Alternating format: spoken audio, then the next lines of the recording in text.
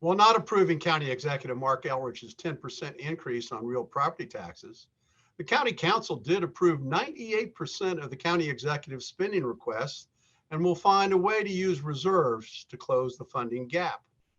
According to the Greater Area Association of Realtors, no fan of the tax increases on its industry, but as a result of its efforts, it claims it sent 43,000 emails from Montgomery County residents to the County Council in opposition of the tax hikes.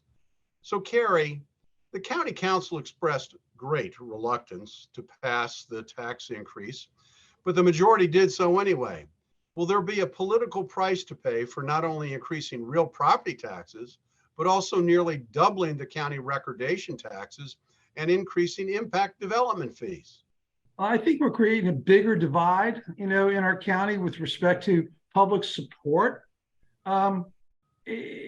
Yeah, I think there's going to be some backlash. I don't know exactly what it is, but the reality is every other jurisdiction around us, including Prince George's County, is not raising their taxes.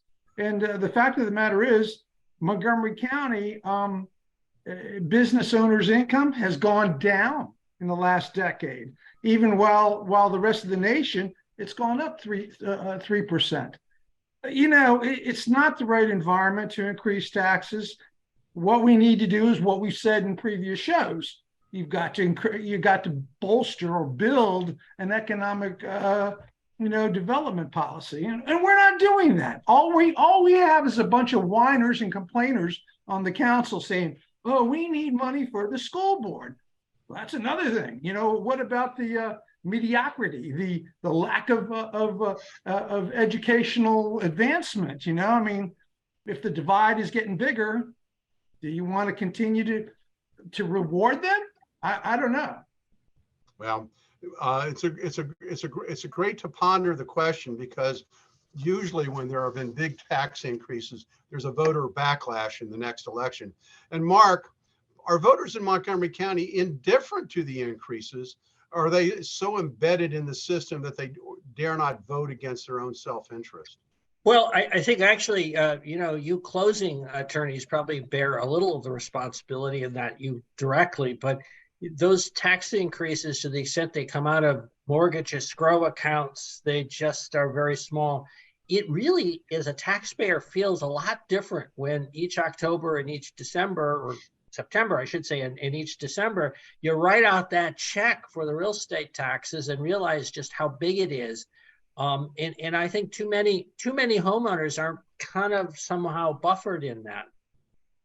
Well, it'll be interesting, because when those tax rates go into effect, and when you have your new assessments come every third year, right, you'll see, you're right, there is some buffering, because much of the real property taxes are escrowed into your mortgage payments. But when the mortgage company starts asking, well, your monthly payment is going to go up another $300 a month, right, in order to pay for your property taxes, then there'll be a recognition that there's something afoot there, and needs to be changed.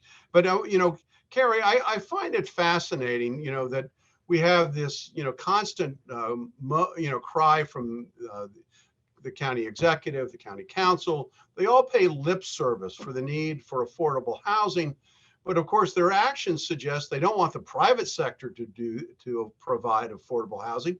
They seem to only want government to be able to provide affordable housing. Don't we need a healthy private sector? Absolutely. I've actually supported community land trusts in Montgomery County, going back to 2006. If we gave, nonprofits the ability to create affordable housing, and we utilized our, housing initiative fund, we would be much further along than we are today. But as you stated, all we're doing is promoting higher cost housing. And of course, the county has to subsidize whatever low, affordable housing we get. And the reality is, we're digging a hole deeper and deeper and deeper. We're creating fewer and fewer affordable housing. Yet that's the population that's coming to Montgomery County. 75% of them in the future will be in need of affordable housing.